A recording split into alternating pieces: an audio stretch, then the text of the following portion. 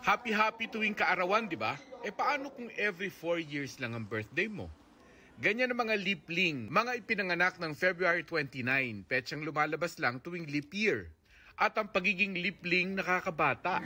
Si Nicole birthday ngayon, 24 dapat ang edad niya. Pero bilang lipling, abay, 6 years old pa lang daw siya. Kung wala, sir, ng 29, kung sa isa ka tuig, wala gid ko ga-celebrate sa akong nga birthday. Bali ga-isip lang gid ko sir sa akong edad.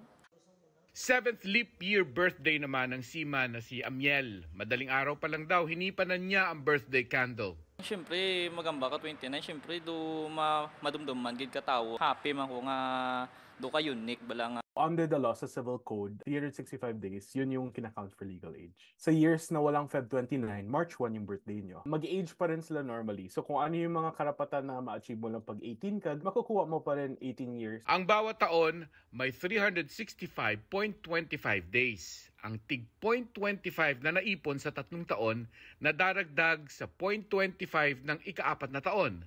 Yan ang nagiging extra 1 day na idinaragdag sa Pebrero. Kaya ang leap year may 366 days. Si Pope Gregory XIII ang nakaisip na ayusin ang bilang ng araw sa taon. Napansin niyang noong 46 BC, kasagsagan ng Roman Empire, hanggang 1582 nung Santo Papa siya. Habang ginagamit ng mundo ang lumang Julian calendar, ang Semana Santa ay palayo ng palayo sa vernal o spring equinox. Araw ng tagsibol kung kailan magkasing haba ang gabi at araw. Kaya sinusunod natin ngayon ang ipinangalan sa kanyang Gregorian calendar. May ilang pamahiin tungkol sa February 29.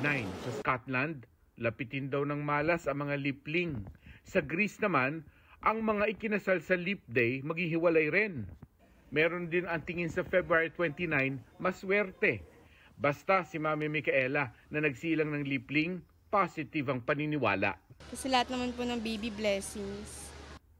Para sa GMA Integrated News, Mark Salazar, ang inyong saksi. Malaking problema sa Brazil ang mga lamok. At sa isang bayan doon, ang ipinagkakalat na solusyon, mga lamok din. Pero, di ordinaryong lamok ang mga pinakawalan, kundi mga lalaking lamok na genetically modified ng isang biotech company sa Britanya. Taglay nila ang isang gene na pupuksa sa mga babaeng Aedes aegypti, mosquito, bago pa mag-mature ang mga ito. Makatutulong daw itong maampat ang dumaraming kaso ng dengue na kumitil sa halos 200 tao sa Brazil. The future is here at dahil po yan sa bagong high-tech sport. Ang mga manlalaro lumilipad sa ere na parang mga superhero. Humahagibis sa ibabaw ng tubig ang mga kalahok sa kauna-unahang jet suit race sa buong mundo. Pang-thrill seeker ang larong inilunsad sa Dubai dahil paunahan ding iwasan ang mga nakalagay na balakid. 2017 inilunsad ang jet suit at gumagamit ito ng 1,500 horsepower at kayang lumipad sa bilis na higit pa sa 80 miles per hour. Ay sa mga piloto, nakamamangha ang pakiramdam na lumipad gamit ang jet suit.